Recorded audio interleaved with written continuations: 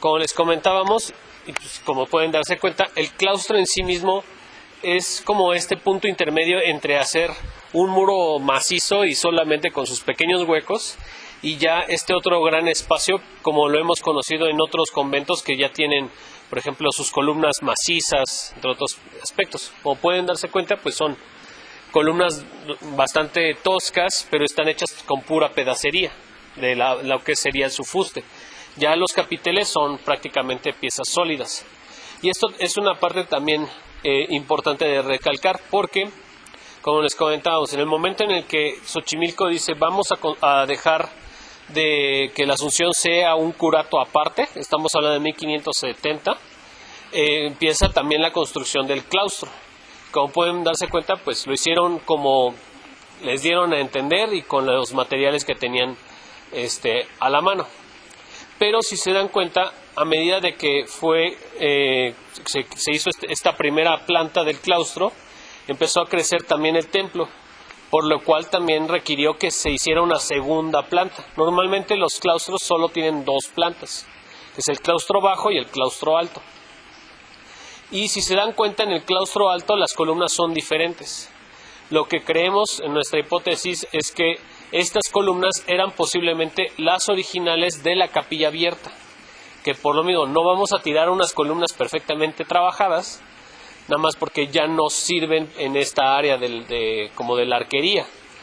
Entonces vamos a reutilizarlas para este otro fin. Y algo que también vale la pena destacar es de que otro de los temas por los cuales decir que Milpalta es hermano muy cercano de Xochimilco, es que si se dan cuenta, en la parte baja de la viga de arrastre, esa pintura mural ya la hemos calcado, ya la hemos comparado, es exactamente la misma pintura que tiene el claustro de Xochimilco. La plantilla que debieron utilizar en Xochimilco se la debieron haber prestado aquí y de aquí la reprodujeron. Nada más que allá no tiene, las imágenes que tiene por dentro en los medallones son los frailes que llegaron y los misioneros que estaban ahí en Xochimilco. Aquí no, aquí son posiblemente escenas de la Pasión de Cristo. Pero aquí vamos a ver, fíjense, y vamos a ver algo bien interesante en la parte de arriba. Vean cómo la pintura misma los querubines son pues altos, gorditos, como chonchitos, burdos, toscos, muy renacentistas. Pero van a ver que en menos de 10 años, la pintura que hay en la parte de arriba es totalmente diferente. Es más estilizada, es más detallada, hasta trae sombras, tiene fondos y demás. Pero aquí uno de los temas es que, por lo mismo que comentamos, desde el siglo XVI hasta ahorita también tuvo varios cambios de la pintura mural. Hubo superposiciones de etapas e incluso creemos todavía que en el mismo templo deben de todavía existir. Todo lo que conocemos hoy en día es un poco la reminiscencia que queda del siglo XIX y parte del siglo XX. Pero en el coro veremos, hay una cala que dejamos de pintura que puede ser más perteneciente al siglo XVIII, y si le escarbáramos más podríamos estar encontrando la de finales del siglo XVI, pero eso volvemos a lo mismo. Es un sacrificio que tendría que hacerse, que pues a estas alturas pues no lo podríamos hacer. No esperaremos a que llegue la tecnología y alguien que también lo quiera revisar para que eso continúe, pero si no, pues ahí está conservado. Que lo sepan es, creo, muy valioso y suficiente para que se pueda seguir como valorando e incentivando.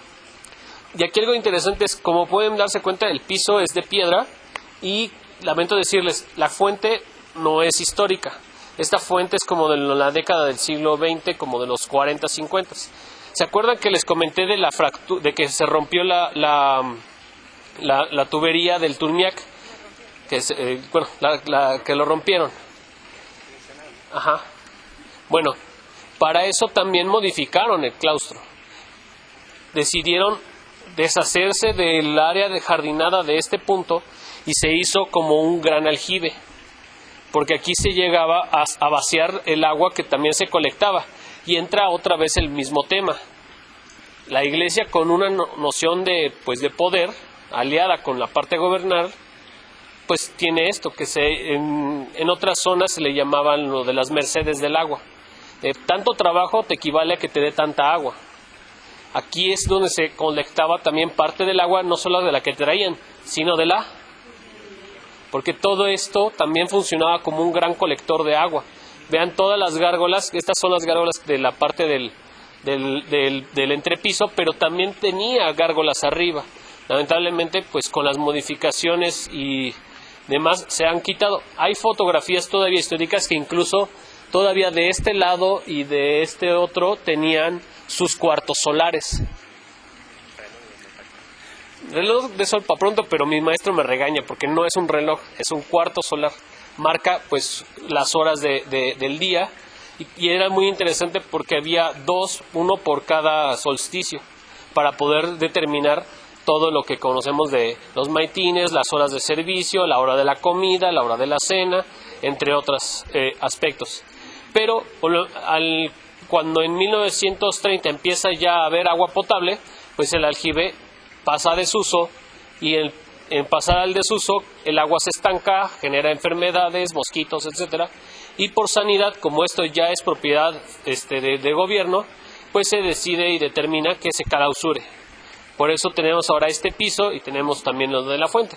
Pero muy probablemente, si lo buscamos, pues sí deben de estar todavía la forma del aljibe original. Lamentablemente, pues nunca sabremos cómo fue el jardín, pero iconográficamente debió haber estado dividido en 4 partes con una fuente al centro, porque así es la representación de esta también en chiquito del Edén. Y posiblemente, no quizás, pero en algunos conventos sí hay, que tenían árboles de frutales o árboles florales. Sí. Los franciscanos ocupaban algunos cuartos, no sabemos aquí cuáles, para instruir a los niños, hijos de los principales. Porque los niños eran los aliados de los frailes. No todos los niños de los caciques, ¿no? De los principales. Entonces los frailes les enseñaban a estos niños, y una vez que los niños aprendían, los niños se encargaban de enseñar a otros niños. ¿En qué? En su lengua, ¿no? En náhuatl.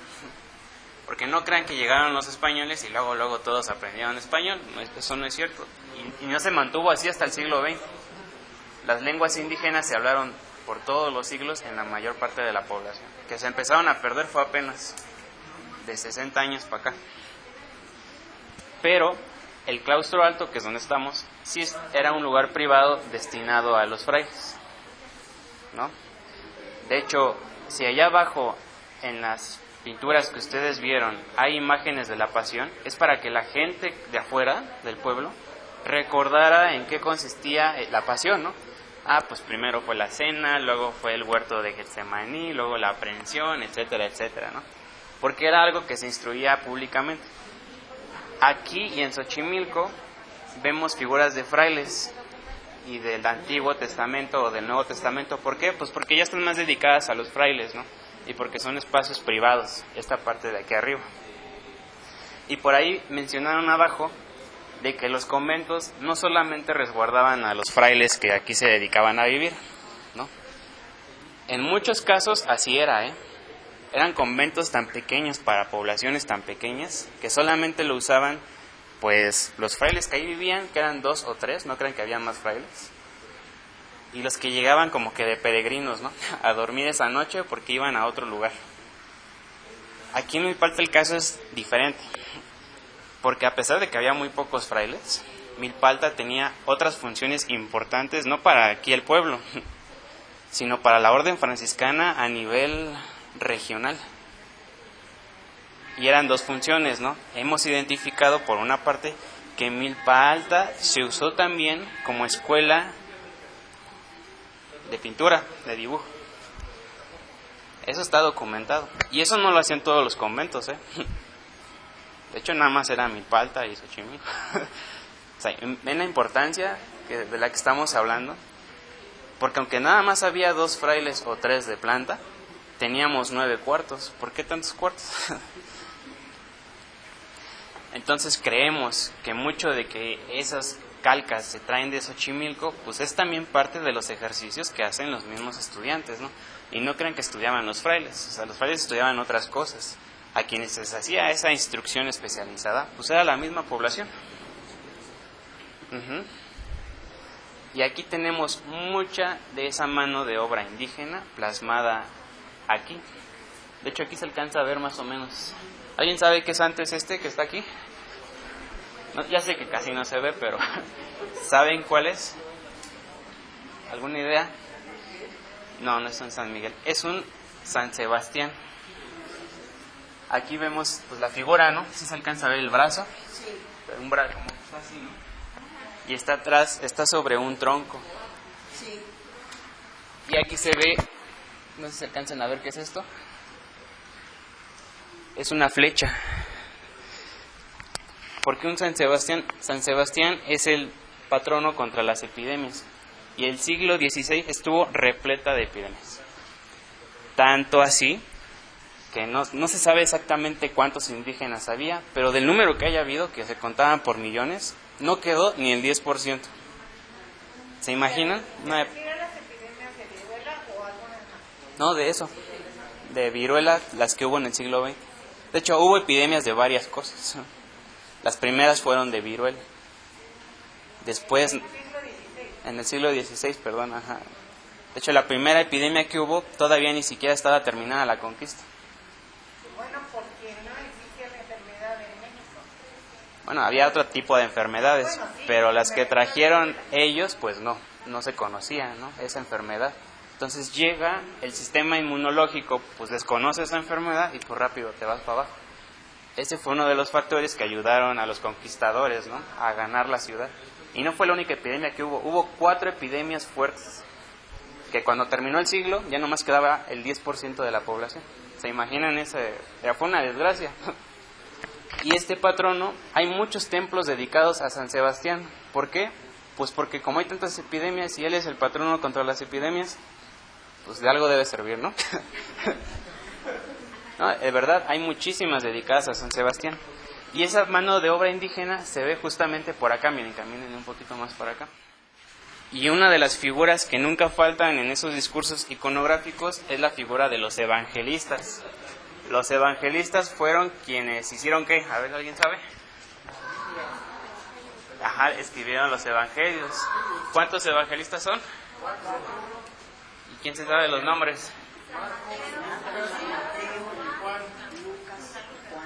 Pues creo que sí los dije.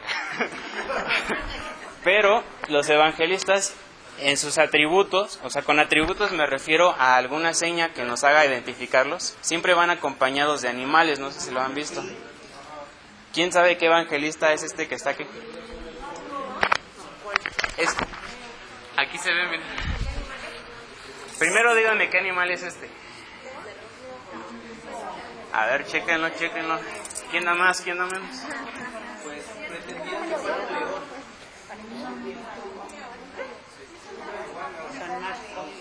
Es Superman, ¿no? Pues miren, tiene forma como de perro, dijeron. ¿Como de qué más? ¿Como de qué? Como de coyote.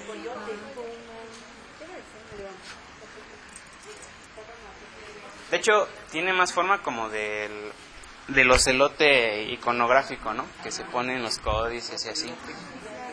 O sea, eso, de hecho, tiene forma de ese ocelote. O del jaguar, ajá, lo que es el jaguar. Pero la verdad es que pues, no debería estar un jaguar ahí, o un ocelote.